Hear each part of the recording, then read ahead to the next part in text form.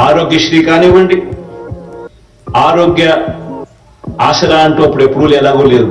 కేవలం ఖర్చు చేసింది ఆరోగ్యశ్రీకి 5,171 కోట్లు.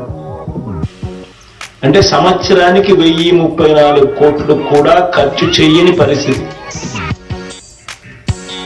గతంలో. అదే ఈరోజు చూస్తే అక్షరాల ఆరోగ్యశ్రీ కింద ఖర్చు చేస్తా ఉన్న అమౌంట్ సంవత్సరానికి 4,100 కోట్ల రూపాయలు. ఆరోగ్యశ్రీ, ఆరోగ్య ఆసరా ఈ రెండు కలిపితే 4,100 కోట్ల రూపాయలు ఆరోగ్యశ్రీ, ఆరోగ్య ఆసరా కోసం ఖర్చు చేస్తా ఉన్నాం.